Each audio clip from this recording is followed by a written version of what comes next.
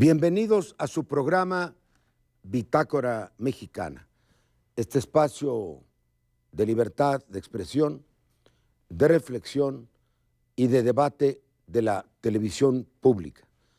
Su amigo Porfirio Muñoz Ledo. Hoy tenemos un tema que está en el centro del debate parlamentario, político y económico, que es el de la relación entre la explotación de hidrocarburos a cargo de Petróleos Mexicanos y el régimen fiscal. ¿Qué tanto goza de autonomía financiera o no goza para nada la empresa nacional? ¿Y cómo está planteado este problema en este momento dentro del proyecto de reforma impositiva del gobierno y dentro del gran marco de la reforma del Estado? Tengo el honor de que nos acompañe el día de hoy dos antiguos amigos míos, a los que mucho aprecio en lo personal y en lo político. El senador Graco Ramírez Garrido, que es originario de Villahermosa, egresado de la Facultad de Derecho de la Universidad Nacional Autónoma de México, que ha sido en 3 ocasiones diputado federal y presidente de importantes comisiones. Él ha seguido toda la trayectoria ideológica de la izquierda mexicana desde su juventud. Fue fundador del Partido Socialista de los Trabajadores, del Partido Mexicano Socialista, del Partido de la Revolución Democrática. Es actualmente senador de la República por el Estado de Morelos y miembro muy distinguido de la Comisión de Energía. Está con nosotros el licenciado Francisco Labastida Ochoa, que es licenciado en Economía por la UNAM, tiene un posgrado sobre proyectos de planeación de la educación y ha tenido, no necesito mencionarlo, una larga carrera pública. Él es militante del Partido Revolucionario Institucional desde 1964, tuvo una trayectoria distinguida en la administración pública, fue después gobernador del estado de Sinaloa y ha sido secretario de Estado en 3 ocasiones de Agricultura, de Energía y de Gobernación. Fue candidato a la presidencia de la República, como todos lo sabemos, el año 2000 y es presidente de la Comisión de Energía de la Cámara de Senadores. Quisiera hacer un señalamiento porque de repente me llegan algunos correos electrónicos en que subrayan que no tengo en el programa el equilibrio ideológico que todo el mundo esperara. Créanme lo que lo busco siempre. En esta ocasión invité a 6 muy distinguidos y muy estimables, debo decirlo, miembros del Partido Acción Nacional.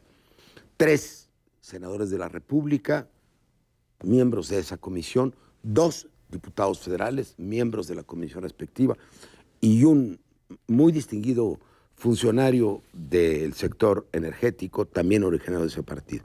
Por distintas razones no pudieron venir, pero creo que podremos tener un buen y fructuoso debate. ¿Cuál es la relación, Francisco, entre el fisco federal y Petróleos? ¿Es cierto que el fisco federal ahoga a Petróleos Mexicanos o simplemente lo tiene en estado de letargo autonómico? Bueno, primero gracias por la invitación a este programa y me da mucho gusto estar en la mesa y compartir con el señor senador Graco esta reunión. Voy a tratar de ser muy directo. Yo creo que el término que utilizaste, Porfirio, lo describe bien, lo ahoga. ¿Por qué digo que lo ahoga? Porque si le cobra más del 100% de sus remanentes, utilidades... El fisco federal a Pemex. El fisco federal a Pemex le llegó a cobrar el 140% de sus utilidades. ¿Cómo le hace más de lo que gana? Más de lo que gana. O sea, todas las utilidades, si fuera empresa privada, las tuvo que pagar con los impuestos y además tuvo que tomar deuda para pagar impuestos. Bueno, lo tiene ahogado. Segundo, las leyes, la actual ley de derechos y la anterior era peor todavía, si baja el precio del petróleo, le cobran más. Y si, le cobran más si recibe menos. Si recibe menos. Y si no produce lo que dice la ley de derechos, que son 3,5 millones de barriles, o sea, una ley de derechos le impone una obligación, entonces le cobran un impuesto adicional por no producir. Es decir, si produce, le cobran. Si no produce, le cobran. Y si baja el precio del petróleo, le cobran. Pero además, en el manejo del presupuesto... Y si se muere, le cobran también. Y también le cobran, sí. Y como entierro de rico. Bueno, y en el presupuesto le dan, el año pasado le dieron 9 ampliaciones y el antepasado 11. Quiere decir que el horizonte de planeación de Pemex es como de 2 meses. Bueno, pues no hay un director que pueda hacer razonablemente bien la chamba. Si yo no digo que todo esté bien, tenemos que hacer cosas para que Pemex funcione mejor. Y es un diseño. Pero en ese contexto no se puede. Te preguntaría, Paco, ¿un accidente o un diseño original? Yo lo veo así. Cuando México decide, el gobierno federal, hacia el año 76-77, el boom petrolero, México no había exportado un solo barril de petróleo de 1939 a 1975. Bueno, en 45, 46 le vendimos, pero como cooperación a los norteamericanos al fin de la guerra, unos cuantos barriles. Se confía en el petróleo, pero tengo la impresión, a ver, tú estuviste trabajando en inversión pública, estuviste trabajando en Hacienda primero, en Presidencia después, en SPP. Tengo la impresión de que desde el principio se pensó en petróleos como la caja chica, porque se paró la reforma fiscal, ¿te acuerdas? En 75, cuando salió el licenciado Petrichori de la subsecretaría. Cuando el licenciado Los Portillo habla de administración de la abundancia, está pensando en muchos recursos que van a venir. Pero si no vienen del fisco, ¿de dónde venían? Pues venían del petróleo. Entonces, como quien dice, desde el principio ya estaban escriturados, ¿sí?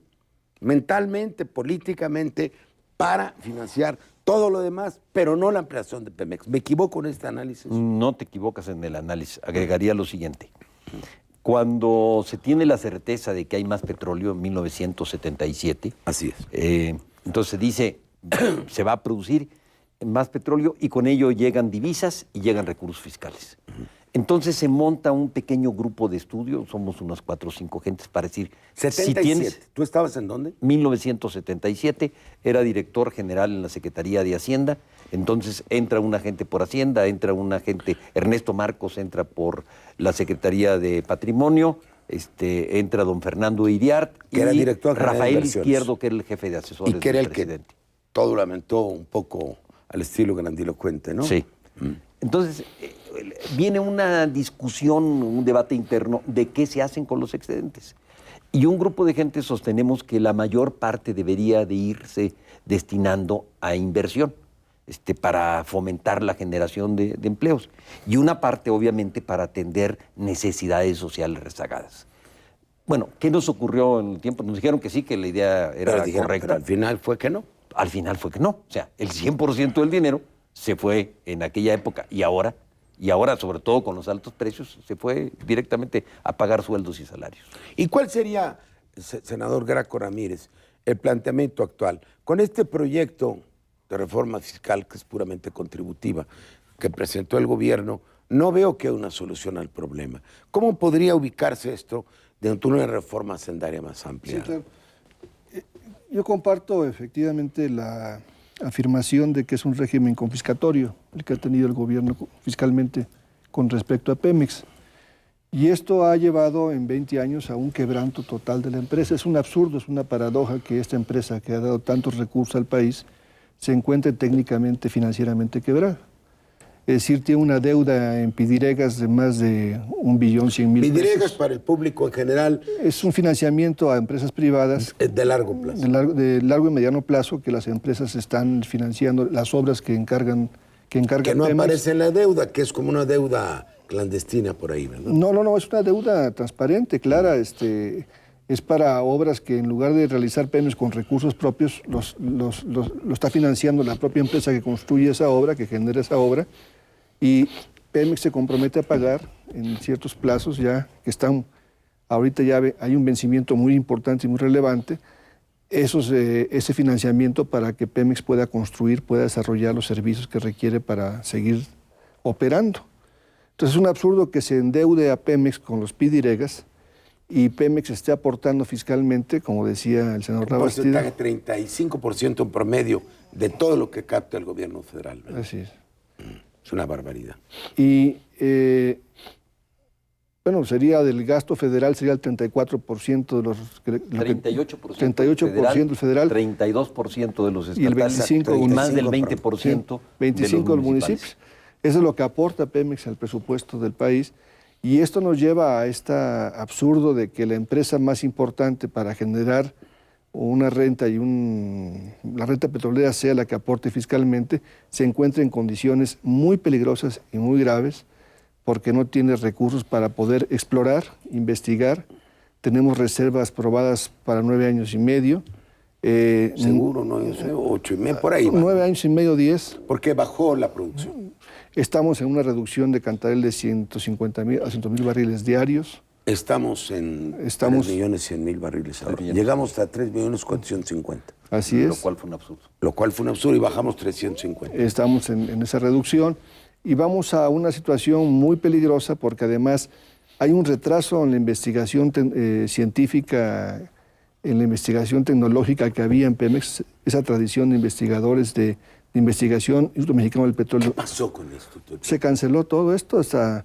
Nos rebasó Brasil. Nos rebasó. Cuando nosotros estábamos en Brasil hace poco y nos decían, en los 70s México era... El campeón. El campeón. Así es. Hoy sabemos más que México. Nosotros claro. para perforaciones profundas somos nosotros, los brasileños. Sí.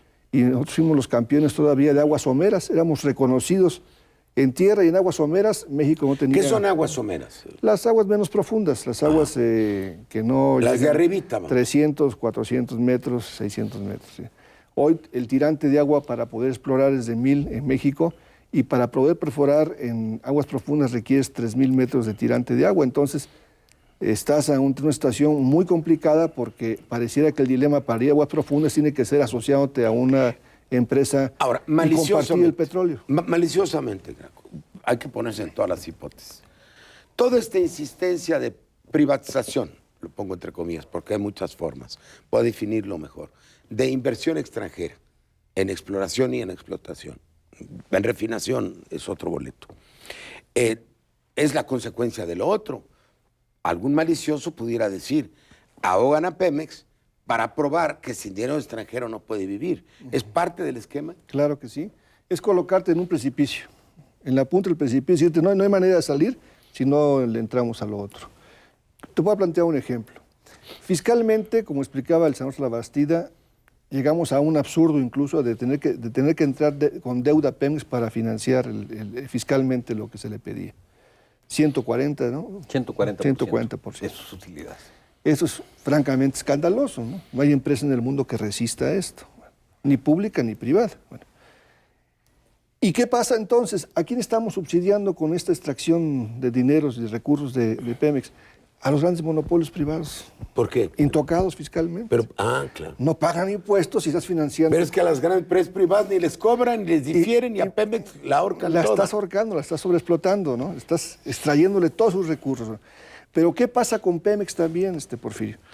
Que estás invirtiendo en pidiregas y estás transfiriendo la experiencia técnica, ese bagaje de trabajo, de experiencia por muchos años de Pemex, muy reconocida incluso internacional y mundialmente, se empieza a atrasar y a retroceder porque lo hace la empresa privada y no Pemex.